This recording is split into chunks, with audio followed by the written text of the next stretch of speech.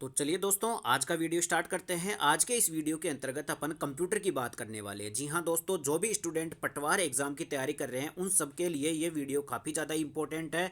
सबसे पहले तो आपको थोड़ी सी जानकारी दे देता हूँ कि पटवार एग्जाम के अंतर्गत, राजस्थान पटवार एग्जाम के अंतर्गत आपके 15 क्वेश्चन कंप्यूटर से पूछे जाते हैं। कितने क्वेश्चन? 15 क्वेश्चन कंप्यूटर से पूछे जाते हैं और ये 30 नंबर का वेटेज रखता है। ठीक है, 15 क्वेश्चन है, एक क्वेश्चन 2 नंबर का है, तो 30 नंबर का वेटेज है। और आप सबको पता है कि इसकी जो कट ऑफ जाती है वो लगभग 226 नंबर जनरल की जाती है, यानी कि कट ऑफ बहुत ज़्यादा हाई रहती है। फाइनल कट ऑफ है ये पिछले मतलब जो 2021 का पेपर हुआ था उसकी, तो उसके अनुसार अपना जो ये कंप्यूटर का सब्जेक्ट है ये 15 क्वेश्चन बहुत ज़्यादा मायने रखते हैं, क्योंकि 15 क्वेश्चन नहीं है बल्कि 30 नंबर है, ध्यान रख लेना। ठीक है, तो ये वीडियो काफ़ी ज़्यादा इंपॉर्टेंट है। अगर आप पटवार एग्जाम की तैयारी कर रहे हो, आपको एग्जाम से पहले पहले मैं कंप्यूटर की मेरी जिम्मेदारी है, आपको पूरी कंप्लीट करवाऊंगा और याद करा के भेजूंगा। ठीक है, जिस प्रकार से मैंने रीट एग्जाम के लिए साइकोलॉजी के लगभग 1 महीने की क्लासेज लगवाई थी, जिसके माध्यम से साइकोलॉजी जिसको बिल्कुल भी नहीं आती थी उसके भी 30 में से 25 प्लस क्वेश्चन रीट एग्जाम में इस बार सही हुए थे। ठीक है, तो उसी प्रकार अपन पटवार एग्जाम के अंतर्गत भी 15 क्वेश्चन के 15 क्वेश्चन सही करने का टारगेट लेके चलते हैं।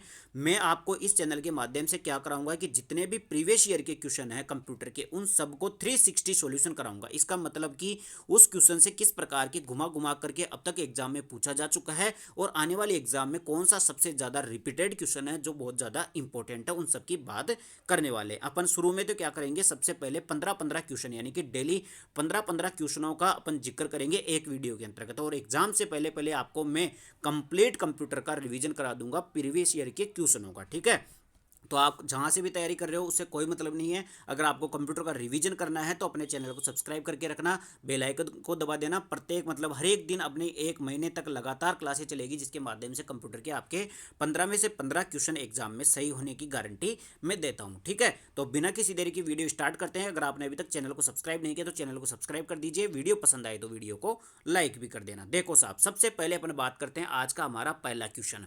देखो, कंप्यूटर के आविष्कारक कौन है, यानी कि कंप्यूटर का आविष्कारक या बोल सकता है जनक या फिर बोल सकता है पितामह। ठीक है, तो कंप्यूटर की खोज किसने की थी या इसका आविष्कारक कौन है, इसका जनक कौन है, इसका पितामह कौन है, वह हो जाएगा चार्ल्स बेबेज। ध्यान रख लेना, चार्ल्स बेबेज को कंप्यूटर का जनक या इसका पितामह या फिर इसका क्या कहा जाता है, आविष्कारक कहा जाता है। कैसे भी आपको पूछ सकता है। इसके अलावा देखो साहब, और इसके ऑप्शनों में देखो एक वॉन न्यूमैन दे रखा है, तो ध्यान रख लेना कंप्यूटर का जो आर्किटेक्चर था, कौन था आर्किटेक्चर, कौन था कंप्यूटर का, वो था अपना वॉन न्यूमैन। ध्यान रख लेना, वॉन न्यूमैन कौन था, कंप्यूटर का आर्किटेक्चर था। इसके अलावा जेएस किल्बी कौन था, बताओ भाई फटाफट से कमेंट करके। अगर किसी ने कंप्यूटर पढ़ रखी है हल्की फुल्की भी, तो ध्यान रख लेना जेएस किल्बी ने किसका आविष्कार किया था, ये भी एक खोज करता है। इसका आप कमेंट करके मुझे बताओगे। आगे चलते हैं भाई साहब, अगला क्वेश्चन। अगला क्वेश्चन देखो, क्वेश्चन नंबर सेकंड क्या कहता है। क्वेश्चन नंबर सेकंड है, सबसे पहला कंप्यूटर का नाम क्या था। मतलब कि इस दुनिया में जो सबसे पहला कंप्यूटर आया था उस कंप्यूटर का नाम क्या था, बताओ भाई साहब। उस कंप्यूटर का नाम था एनियक। कौन सा था, एनियक। ध्यान रख लेना, इस कंप्यूटर को कहा जाता है प्रथम विद्युत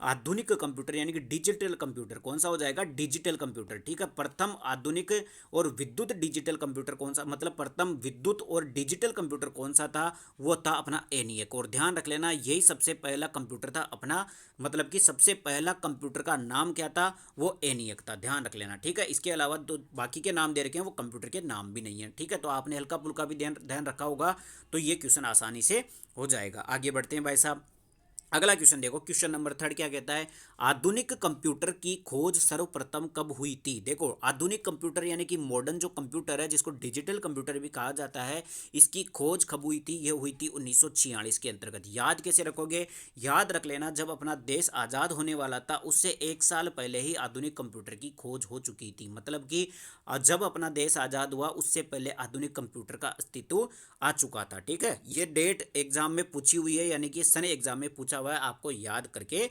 जाना भी है। आगे बढ़ते हैं भाई साहब, क्वेश्चन नंबर 4 क्या कहता है। उससे पहले अगर आपने चैनल को सब्सक्राइब नहीं किया है तो जरूर कर दीजिए। पूरे के पूरे 30 दिन तक अपनी 1 महीने तक लगातार कंप्यूटर के प्रीवियस ईयर क्वेश्चनों की मैराथन चलेगी और उसके बाद में जो बचा हुआ समय रहेगा पटवार एग्जाम से पहले पहले, उसके अंतर्गत मैं आपको मोस्ट इंपॉर्टेंट जो क्वेश्चन है वो आपको कराने वाला हूँ। कुल मिलाकर के 15 में से 15 क्वेश्चन अपने इस क्लासेस के माध्यम से आपके पटवार एग्जाम में फाइनल है। ठीक है, अगला क्वेश्चन देखते हैं भाई साहब। क्वेश्चन नंबर 4 क्या कहता है, कंप्यूटर के क्षेत्र में महान क्रांति कब से आई थी। देखो कंप्यूटर का क्षेत्र है ना, कंप्यूटर में जो विकास होता है वो कब से होता है, आप सबको पता है कि 1942 में प्रथम पीढ़ी स्टार्ट होती है और अब तक वर्तमान तक यानी कि 2025 तक इसका विकास कार्य चल रहा था। लेकिन सबसे ज़्यादा जो क्रांति आई थी, सबसे ज़्यादा महान क्रांति कंप्यूटर के इतिहास में आई थी, वो आई थी 1960 में। कब आई थी, 1960 में। अब आप बताओ मुझे कि 1960 में कंप्यूटर की कौन सी पीढ़ी थी। आप सबको पता है कि पहली पीढ़ी कब चली थी, 1942 से 55 तक चली थी। इसके बाद में दूसरी पीढ़ी कब चली थी, 1956 से लेकर के कब तक चली थी, 64 तक चली थी। इसके बाद में तीसरी पीढ़ी चली थी अपने कब, देखो 64 यहाँ आ गया। इसका मतलब कि दूसरी पीढ़ी को सबसे ज़्यादा महान क्रांति वाली पीढ़ी कहा जाता है। ठीक है, आगे बढ़े, अगला क्वेश्चन देखते हो भाई साहब। अगला क्वेश्चन है क्वेश्चन नंबर 5 क्या कहता है, देखो कंप्यूटर का हिंदी नाम क्या है। ध्यान रख लेना अपने पटवार एग्जाम का जब आप सिलेबस देखोगे तो उसके अंतर्गत पहली यूनिट में क्या आता है, कंप्यूटर का परिचय। और कंप्यूटर के परिचय से यहाँ आता है कि कंप्यूटर का हिंदी नाम क्या है। तो ध्यान रख लेना, इसको संगणक कहा जाता है या इसको प्रतिकलक भी कहा जाता है। क्या कहा जाता है, प्रतिकलक भी कहा जाता है या अभिकलत्र भी कहा जाता है। क्या कहा जाता है, अभिकलत्र भी कहा जाता है किसको, कंप्यूटर को। हिंदी नाम भी आपको याद रखना है, संगणक। ठीक है, आगे बढ़ते हैं भाई साहब। अगला क्वेश्चन, ये संगणक वाला क्वेश्चन काफ़ी बार एग्जाम में अभी तक पूछा जा चुका है। आगे बढ़ते हैं, अगला क्वेश्चन है क्वेश्चन नंबर 6 क्या कहता है, कंप्यूटर साक्षरता दिवस कब मनाया जाता है। वेरी वेरी इंपॉर्टेंट क्वेश्चन, बहुत बार एग्जाम में पूछा जा चुका है। और पहले यूनिट आती है कंप्यूटर का परिचय, उसके अंतर्गत लिखा हुआ है कि कंप्यूटर की साक्षरता दिवस मनाया जाता है 2 दिसंबर को। ध्यान रख लेना, कंप्यूटर का साक्षरता दिवस 2 दिसंबर को मनाया जाता है। और आपको पूछ ले कि साइबर सिक्योरिटी डे यानी कि कंप्यूटर की सिक्योरिटी के लिए कौन सा डे मनाया जाता है, तो वो हो जाएगा 30 नवंबर। कौन सा हो जाएगा, 30 नवंबर को साइबर सिक्योरिटी डे मनाया जाता है। और कंप्यूटर साक्षरता दिवस 2 दिसंबर को मनाया जाता है। बस दो ही डेट है, ये दो ही दिवस है जो एग्जाम में कंप्यूटर से रिलेटेड पूछे जाते हैं। आगे बढ़ते हैं भाई साहब, उससे पहले अगर आपने चैनल को सब्सक्राइब नहीं किया है तो जरूर कर दीजिए। वीडियो पसंद आ रहा हो तो वीडियो को लाइक भी कर देना। देखो साहब, अगला क्वेश्चन है क्वेश्चन नंबर 7, जो कि लगभग कोई सी भी एग्जाम हो जिसके अंतर्गत कंप्यूटर पूछी जाती है तो ये क्वेश्चन 100% उस एग्जाम में पूछा जाता है कि सीपीयू। तो आप जानते होंगे इस सीपीयू का पूर्ण नाम क्या है, मतलब फुल फॉर्म आपको ध्यान रखना है। कंप्यूटर में यानी कि पटवार एग्जाम में जितना भी सिलेबस है कंप्यूटर का, उसमें जितनी भी फुल फॉर्म दे रखी है उनको पढ़ के जाना। आपके कम से कम 2 क्वेश्चन फुल फॉर्म से एग्जाम में पूछने वाला है, यानी कि आपको फुल फॉर्म सारी पढ़ के जानी है। और सबसे फेमस फुल फॉर्म है सीपीयू की, ध्यान रख लेना, इसकी होती है सेंट्रल प्रोसेसिंग यूनिट। क्या होती है, सी फॉर सेंट्रल, ध्यान रख लेना सेंट्रल, और पी फॉर प्रोसेसिंग। ध्यान रख लेना प्रॉब्लम और प्रोसेसिंग, तो प्रॉब्लम तो बिल्कुल ही मत कर देना। यहाँ पे भी सेंट्रल है, यहाँ पे प्रोसेसिंग है, लेकिन यहाँ पे यूनियन कर दिया, यूनियन नहीं है यूनिट है। ध्यान रखना क्या हो गया, सेंट्रल प्रोसेसिंग यूनिट हो जाएगा सीपीयू का फुल फॉर्म। ठीक है, आगे बढ़ते हैं भाई साहब। अगला क्वेश्चन देखो, क्वेश्चन नंबर 8 क्या कहता है, इनमें से कौन सर्च इंजन नहीं है। बताओ भाई, हम सब जानते हैं सर्च इंजन होता क्या है। जैसे अपना गूगल है ना, इस पर अपन सर्च करते हैं, ये भी एक सर्च इंजन है। तो इनमें से कौन सा सर्च इंजन नहीं है। देखो गूगल तो एक सर्च इंजन होता है, बिल्कुल होता है। याहो भी एक सर्च इंजन होता है। और इसके अलावा बेदू भी क्या होता है, एक सर्च इंजन होता है। लेकिन वोल फ्रेम अल्फा नहीं होता है। वोल फ्रेम अल्फा एक सर्च इंजन नहीं होता है, ध्यान रख लेना। तो इसका आंसर कौन सा हो जाएगा, ऑप्शन डी हो जाएगा। ठीक है, तो सर्च इंजन के एग्जाम्पल आपको याद करके जाने हैं। आगे बढ़ते हैं भाई साहब, क्वेश्चन नंबर 9 क्या कहता है, देखो भाई क्वेश्चन नंबर 9, निम्न में से कौन इनपुट इकाई है। भाई साहब आपकी दूसरी जो चैप्टर आता है या दूसरी जो यूनिट आती है अपने पटवार सिलेबस की, वो आती है इनपुट डिवाइसेस और आउटपुट डिवाइसेस। ठीक है, आपको केवल पहचानना होता है कि कौन सी इनपुट डिवाइस है, कौन सी आउटपुट डिवाइस है, इसमें आपके क्वेश्चन आराम से सही हो जाता है। अब देखो भाई साहब, इनमें से कौन कौन सी इनपुट है। देखो माउस भी इनपुट होती है क्योंकि अपन इससे डाटा देते हैं कंप्यूटर को। कीबोर्ड में अपन क्या करते हैं, टाइपिंग देके डाटा देते हैं, तो ये भी इनपुट है, ये भी इनपुट है। आगे देखो भाई साहब, अगले ऑप्शन, अगला ऑप्शन हो जाएगा स्कैनर। स्कैनर भी इनपुट डिवाइस है। तो इनमें से कौन सा हो जाएगा, इनमें से सभी हो जाएंगे इनपुट डिवाइस के अंतर्गत। कौन कौन सी इनपुट डिवाइस हो गए आप सब जानते होंगे, एक तो माउस होता है, एक कीबोर्ड होता है। देखो पॉइंटिंग डिवाइस ले लो जितनी भी, एक तो माउस हो गया, ट्रैक बॉल हो गया, जॉयस्टिक हो गया, टच स्क्रीन हो गया, टच पैड हो गया। और इसके अलावा और कौन सी होती है, इसके अलावा देखो ये तो हो गई कौन सी, पॉइंटिंग डिवाइस। इसके अलावा कीबोर्ड होता है, इसके अलावा स्कैनर होता है। और इसके अलावा जितने भी कैमरे आते हैं, डिजिटल कैमरा हो गया, वेब कैमरा हो गया, सारे के सारे इनपुट डिवाइसेज होती है। क्या होती है, इनपुट डिवाइसेज होती है। इनके नाम जरूर याद रख लेना। इसके बाद में आगे बढ़ते हैं, क्वेश्चन नंबर 10 क्या कहता है। देखो साहब क्वेश्चन नंबर 10, उससे पहले अगर आपने चैनल को सब्सक्राइब नहीं किया तो जरूर कर दीजिए। वीडियो पसंद आ रहा हो तो वीडियो को लाइक भी कर देना। देखो साहब, 1 किलो बाइट कितने बाइट के बराबर होता है। देखो एक क्वेश्चन यहाँ से भी हमेशा पूछा जाता है, जैसे सीटी एग्जाम अगर आपने दिया होगा तो वहाँ पर भी जो ये मापक इकाई होती है इनसे क्वेश्चन पूछा जाता है। देखो 1 KB में होती है 1024 बाइट। क्या होती है? 1024 बाइट। एक हमेशा याद रख लेना, जैसे 1 किलो में अपन 1000 ग्राम वगैरह नहीं बोलते कि 1 लीटर में 1000 मिलीलीटर होते हैं, यहाँ पर 1024 होती है। कंप्यूटर में 1000 नहीं होता है, 1024 याद रखना। फिर आपको क्रम याद रखना है। सबसे पहले तो कौन सी हो जाएगी? बिट हो जाएगी, इसके बाद में बाइट हो जाएगी, ठीक है, इसके बाद में केबी हो जाएगी, इसके बाद में एमबी हो जाएगी, इसके बाद में जीबी हो जाएगी, इसके बाद में टीबी हो जाएगी, उसके बाद में पीबी हो जाएगी। कम से कम यहाँ तो याद रखना, बिट हो गया, बाइट हो गया, किलोबाइट हो गया, मेगाबाइट हो गया यानी एमबी हो गई, इसके बाद में गीगाबाइट हो गया, इसके बाद में टीबी हो गया और पीबी हो गया। ठीक है, ये सब तो आपको याद रखनी है। आगे बढ़ते हैं भाई साहब। अगला क्वेश्चन है क्वेश्चन नंबर 11। क्या कहता है? देखो अगला क्वेश्चन है 1 मेगाबाइट यानी कि 1 MB में कितनी होती है? 1 MB में कितनी होती है? 1024 KB होती है। आप सबको पता होगा MB GB, अब तो फ़ोन चलाने लग गए तो आप सबको पता है कि कितना GB डेटा आता है, सबको पता हो गया। तो इन चीज़ों को याद कर लेना। अगला क्वेश्चन देखते हो भाई साहब। अगला क्वेश्चन है 1 GB में कितने बाइट के बराबर होती है? देखो सबसे पहले तो अपन सभी जानते हैं कि 1 GB में 1024 MB होती है। सबसे पहले तो अपन ने MB में बदल दिया। इसके बाद में देखो 1 MB फिर किसके बराबर हो जाती है? 1024 KB के, मतलब 1024 इंटू 1024 और हो गया। इसके बाद में फिर अपन क्या करेंगे? ये पूछ रहा है देखो, अच्छा ये तो सीधा सीधा बाइट नहीं पूछ रहा, ऑप्शन में देखो बाइट का ऑप्शन देने का यहाँ पर पूछ रहा है ये एमबी। ऑप्शनों के अनुसार देखेंगे तो एमबी पूछ रहा है, यानी कि 1 GB में कितने एमबी होती है?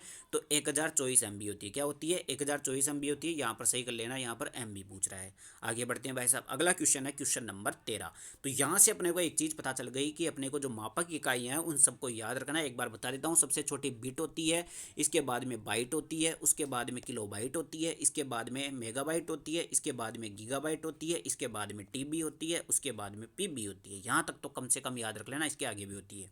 ठीक है, अगला क्वेश्चन है क्वेश्चन नंबर 13। कंप्यूटरों में प्रयुक्त आईसी चिप बनते हैं। आप सबको पता है कि कंप्यूटर की लगभग तीसरी पीढ़ी के अंतर्गत जो प्रोसेसिंग डिवाइस खोजी गई थी वो कौन सी थी? IC chip. और ध्यान रख लेना, ये जो आईसी चिप होती है इसको बोलते हैं अपन, क्या बोलते हैं? आईसी चिप होती है। ये किसकी बनी होती है? ये बनती है सेमीकंडक्टर की, यानी कि अर्धचालक जो युक्तियां होती है उनसे बनती है। अब अर्धचालक कौन कौन सी होती है? एक तो होती है अपनी सिलिकॉन होती है, इसके अलावा अपनी जर्मेनियम होती है, बहुत सारी अर्धचालक धातुएं होती है, अर्धचालक होती है कुल मिलाकर के। तो ये पूछ रहा है कि आईसी चिप किसकी बनी होती है? देखो क्रोमियम तो अर्धचालक नहीं है, आयरन ऑक्साइड भी नहीं है, सिल्वर भी नहीं है, सिलिकॉन है। ध्यान रख लेना। आगे ऑप्शन देख लेते हैं अपन। देखो कौन सी हो जाएगी? सिलिकॉन हो जाएगी। कुल मिलाकर के अपनी जो आईसी चिप होती है वो सिलिकॉन की बनी होती है, अर्धचालक सेमीकंडक्टर की बनी हुई होती है। आगे बढ़ते हैं भाई साहब। अगला क्वेश्चन क्वेश्चन नंबर 14। उससे पहले अगर आपने चैनल को सब्सक्राइब नहीं किया तो जरूर कर दीजिए। इंटरनेट के पते में पद HTTP का सही विस्तृत रूप क्या है? आप सब जानते हो कि जब अपन कई बार साइट खोलते हैं या कोई लिंक खोलते हैं तो उसमें लिखा होता है HTTP, ये लिखा होता है इंटरनेट में। कई बार अपने नेट पर जब अपन सर्च करते हैं तो HTTP आता है, HTTP आता है ना। इस HTTP की फुल फॉर्म याद रखनी है। आप सबको मैंने पहले बता दिया, फुल फॉर्म के कम से कम 2 क्वेश्चन एग्जाम में पूछे जाएंगे। तो HTTP की फुल फॉर्म कौन सी हो जाएगी? Hyper text transfer protocol. ठीक है, अब देखो 2T है, 2T का आपको याद रखना है। कौन कौन सा? टेक्स्ट है और ट्रांसफ़र है, यानी टेक्स्ट को ट्रांसफ़र करना, टेक्स्ट को ट्रांसफ़र करना। और पी का मतलब है प्रोटोकॉल। कौन सा है? प्रोटोकॉल। और हाइपर हो जाएगा, ये तो याद रख लोगे आप। हाइपर, हाइब्रिड मत कर देना, हाइपर याद रख लेना। तो HTTP की फुल फॉर्म क्या हो जाएगी? Hyper text transfer protocol. ठीक है, ये हो गया HTTP की फुल फॉर्म, याद रखनी है आपको। आगे बढ़ते हैं भाई साहब। आज का हमारा आखिरी क्वेश्चन, क्योंकि कंप्यूटर के जो पटवार एग्जाम है ना उसमें भी कंप्यूटर के 15 क्वेश्चन आएंगे, तो अपन डेली एक क्लास के अंतर्गत 15-15 क्वेश्चनों की मैराथन चलाते रहेंगे ताकि आपको याद भी हो जाएगा एग्जाम तक। किसी कंप्यूटर के प्रोग्राम में बच्चों द्वारा प्रयुक्त भाषा प्राय कौन सी होती है? देखो किसी भी कंप्यूटर के प्रोग्राम में बच्चों के द्वारा प्रयुक्त भाषा कौन सी होती है? तो वो होती है लोगो भाषा। कौन सी होती है? लोगो भाषा। कुल मिलाकर के लोगो भाषा कुछ नहीं होती है, अपनी जो मानवीय जो भाषा होती है उसी को लोगो भाषा कहा जाता है। अपन जो भी सूचना देते हैं अपन मानवीय भाषा में देते हैं, फिर उसको इनपुट डिवाइस क्या करती है? उसको मशीनरी भाषा में या बाइनरी भाषा में बदल देती है। ठीक है, हो गया ये तो। अब यहाँ तक 15 क्वेश्चन आपने आपने आज की क्लास में कर लिए हैं कंप्लीट। ठीक है, आज की मैराथन के अंतर्गत अपन ने 15 क्वेश्चन कंप्लीट किए हैं। आपके पटवार एग्जाम में भी 15 क्वेश्चन आएंगे, तो अपन पटवार एग्जाम तक लगभग अपने पास कम से कम 50 दिन का समय है। तो 50 दिन में अपन कितने क्वेश्चन कर लेंगे? देखो 50 इंटू 15, 15 पंजो 75, यानी कि 750 क्वेश्चन कंप्लीट कर लेंगे। तो 750 क्वेश्चन प्रीवियस ईयर के करने के बाद आपके एग्जाम में 15 में से 15 क्वेश्चन कंप्यूटर के सही होने से कोई भी नहीं रोक सकता। ठीक है, तो चैनल को सब्सक्राइब जरूर कर देना। देना। वीडियो पसंद आया हो तो वीडियो को लाइक कर देना, बेल आइकन जरूर दबा देना, आपको डेली क्लास का नोटिफिकेशन आपको यूट्यूब पर मिलता रहेगा। ठीक है, तो मिलते हैं अगले वीडियो के अंतर्गत। धन्यवाद, चैनल को सब्सक्राइब जरूर करें।